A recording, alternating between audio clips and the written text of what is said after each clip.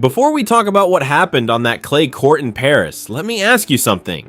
When was the last time a tennis player stopped a head of state in his tracks? Not because she won a championship, not because she broke a record, but because of what she meant to people, because of what she represented to an entire community living thousands of miles from home. That's the story we're telling today. And trust me, by the time we get to the end of it, you're going to understand why the tennis world is still processing what happened at Roland Garros on May 18th, 2026. Alex had not played a single match yet. The main draw wasn't even scheduled to begin until May 24th. The courts were fresh. The clay was newly rolled. The nets were tight. And the whole place had that electric pre-tournament energy that only Roland Garros can produce. Qualifiers were happening in the background. Players were doing their preparation sessions. Coaches were walking the grounds with their notebooks out. Nobody was expecting anything dramatic. And then Emmanuel Macron walked in. No announcement. No press release. No media circus. The security team had been incredibly discreet. Tournament officials had been told to keep quiet. The few people who noticed him tried to make sense of it quietly because this wasn't something you see every day.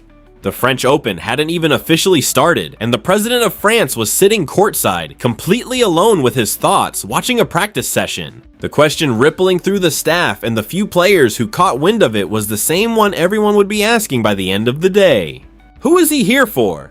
And the answer was already on the court. Alex was in the middle of her session on Philippe Chatrier, the most iconic court in French tennis, going through her drills with the kind of locked-in focus that coaches spend years trying to teach.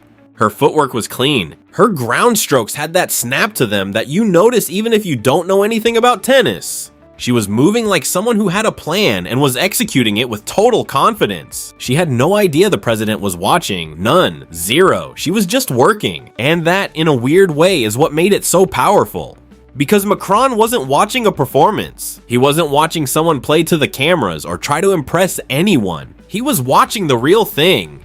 The 20-year-old from Manila who had climbed to number 38 in the world, who just weeks earlier had made a serious run at the Italian Open, beating players ranked inside the top 50 before running into the brick wall that is Elena Rybakina in the third round. The numbers were good, but numbers weren't the reason he was there. You have to understand what had already happened around Alex before Paris. The Italian Open in Rome had been something else entirely. When she walked onto those courts, the Filipino flags came with her. Not just a few. We're talking about an ocean of them. Red, white, blue, and gold, filling sections of stands that had probably never seen that kind of color before. The chant started, Laban Alex, fight Alex, over and over, bouncing off the walls of the Foro Italico like it had always belonged there. Celebrities showed up. Dignitaries paid attention. The tennis world started using a new phrase that nobody had coined on purpose, but that captured exactly what was happening. The Alex effect. And it wasn't about winning titles. It was about something harder to define and much harder to manufacture. It was about a young woman carrying an entire diaspora on her back without ever making it seem like a burden. Macron had watched the videos from Rome, he had read the coverage, he had heard people in his government talking about it, and at some point he decided he needed to see it in person. So there he sat in the front row of an empty Philippe Chatrier, watching a 20-year-old practice her serve. For a full hour, he didn't look at his phone. He didn't huddle with advisors. He just watched. And when the session ended and Alex started packing up her bag, her mind probably already drifting toward the next training block, Macron turned to the tournament official beside him and said something very simple. I would like to meet her. The official's reaction told you everything about how unexpected that sentence was. Because this wasn't how things worked. Heads of state don't typically request meetings with unseeded qualifiers before a Grand Slam begins. They show up for the finals, they present trophies, they give speeches at opening ceremonies. They don't walk onto practice courts to meet a player ranked 38th in the world who hasn't won a match at the tournament yet.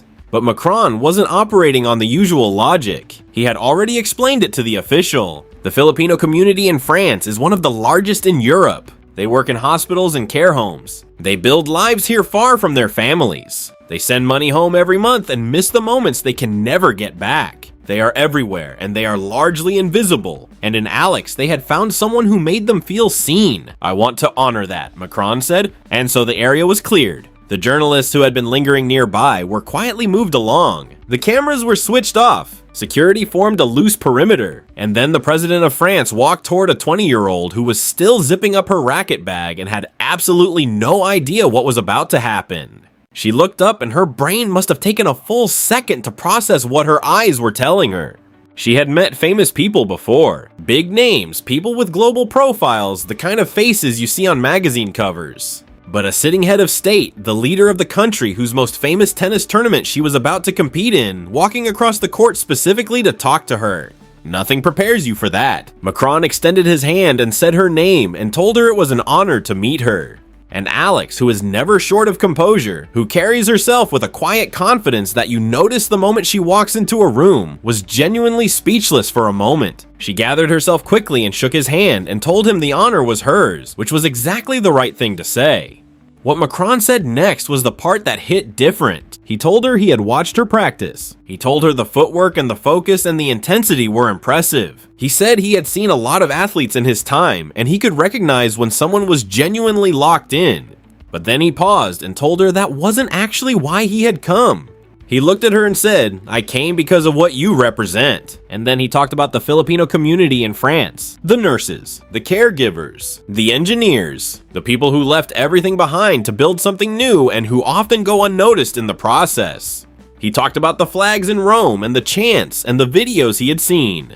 He told her that what she had created wasn't just a fan base, it was a movement, and Alex's eyes filled up. She said she didn't know what to say, which is maybe the most honest thing anyone has ever said in that situation. Because what do you say when the president of a country tells you that your existence is giving his immigrant community a reason to feel proud?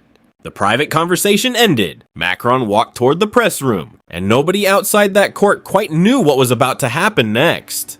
The press room at Roland Garros was set up for the standard pre-tournament briefing. Reporters had their notebooks and their laptops and their recorders ready for logistical updates, scheduling details, the usual pre-slam content. Macron stepped up to the podium and started speaking, and within about 30 seconds it was clear this was not going to be a standard briefing. He talked about French athletes and French history and the way sport has always carried meaning beyond the scoreboard. And then he said Alex's name. The room shifted. He talked about the Filipino community in France, the same things he had told her privately, but now in front of cameras and microphones and journalists from around the world. He talked about Rome. He talked about what the flags meant. He talked about belonging and being seen, and the particular kind of pain that comes with sacrifice and invisibility. And then he made the announcement. The French government would be establishing a cultural exchange program between France and the Philippines. It would be funded by a grant of 750,000 euros, and it would carry Alex's name. The room went absolutely quiet for a moment. Not the polite quiet of an audience waiting for the next sentence. The stunned quiet of people trying to figure out if they had heard correctly. Set 50 euros in the name of a player who had not yet played a single point at Roland Garros. A player who might lose in the first round. A player who was there as a ranked competitor but not as a seeded one. The WTA officials sitting in that room were experiencing something they had no framework for. They had seen political figures at tournaments before. Photo ops, trophy ceremonies, the occasional speech. But nothing like this. One of them leaned over to another and whispered that it was unprecedented, that she hadn't even played yet. And the response they got back was the thing that should have been obvious from the beginning. He's not honoring her results. He's honoring her impact. That distinction matters, because the tennis world has always been built around results. Wins, losses, rankings, titles. That's the language it speaks. And suddenly the president of France had walked into their house and shown them a completely different way of measuring value. Alex wasn't ranked in the top 10. She hadn't won a slam. She hadn't beaten the best player in the world. But she had done something that the WTA's entire marketing machine hadn't managed to.